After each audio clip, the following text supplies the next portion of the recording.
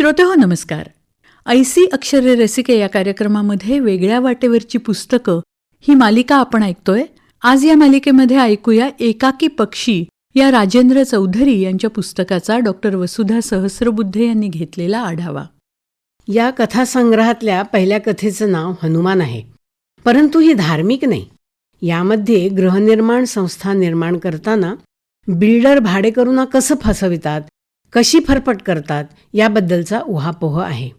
अनधिकृत झोपड्यांना काही काळाने जमिनीचा ताबा मिळतो, मात्र अनेक वर्ष उभी असलेल्या गृहनिर्माण संस्थेला कर भरत असूनही कन्व्हेन्स केल्याशिवाय ताबा मिळत नाही. आयुष्यात राहत्या जागेचा पेच निर्माण झालेल्या गरीब बस कंडक्टरची ही कथा. जगताना माणसाला पोटाच्या भुकेएवढी शरीराची भूकही महत्त्वाची आणि कधीकधी ती असंयमित होणारी असते. त्यानंतरचा अपराधीपणा कुरतडत राहतो. पण परिस्थितीवश अनेक कारणांमुळे जागेचा प्रश्न सुटतच नाही. दत्तूभाऊंना भयंकर मनस्ताप होतो. शेवटी न्याय मिळवण्यासाठी ते मंत्रालयासमोर उपोषणाला बसतात. तरीही पुढे काहीच घडत नाही. अशी ही बिल्डरांच्या अमानुषपणाची कथा. एकाकी पक्षी ही शीर्षक कथा. कधीकधी घाईगर्दीत घेतलेल्या निर्णयामुळे दोघांचं आयुष्य कसं दुःखी होतं हे इथे सांगितलंय. मनोहर उच्च पदस्थ अधिकारी आहे. त्याच्या जबाबदाऱ्यांमुळे तो रेवतीला भेटू शकत नाही आणि तिचं दुसरीकडे लग्न होतं. लग्नानंतर तिची होणारी फरफट बघून तो हेलावून जातो. रेवतीवर त्याचं मनापासून प्रेम असतं, परंतु नंतर मात्र तो फक्त मैत्रीचं नातं जपतो. कितीही ठरवलं तरी माणूस नियतीपुढे हतबल असतो. तो काळ असा होता की कितीही परवड झाली तरी ते नातं टिकवावं लागत असे. शेवटी समाजाची बंधनं तोडता येत नाहीत ही धारणा अगदी पक्की होती. अशाच एका प्रसंगात मनोहर रेवतीला सांगतो, माझ्या ऑफिसमध्ये काम करणारा माणूस किती प्रामाणिक आहे हे महत्त्वाचं.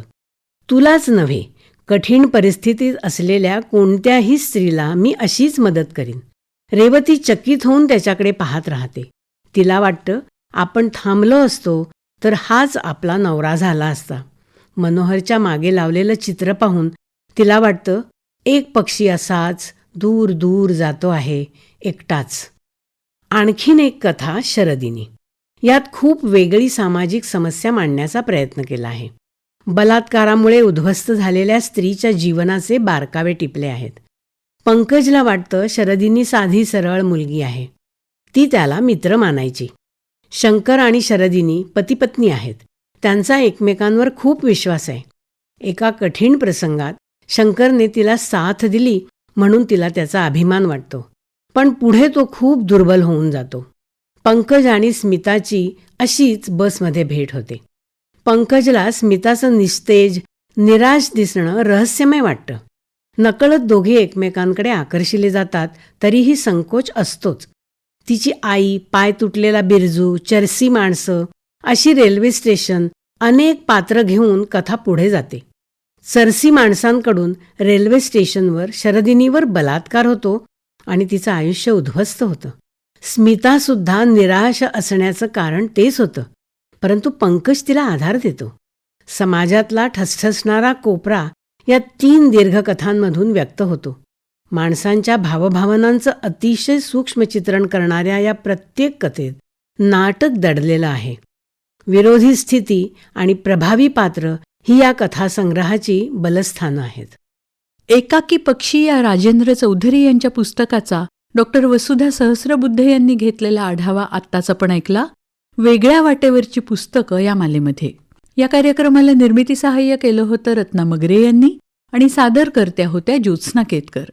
आणि याचबरोबर आजचा ऐसी अक्षरे रसिके हा कार्यक्रम संपला. पुन्हा भेटूया उद्याच्या भागात. नमस्कार.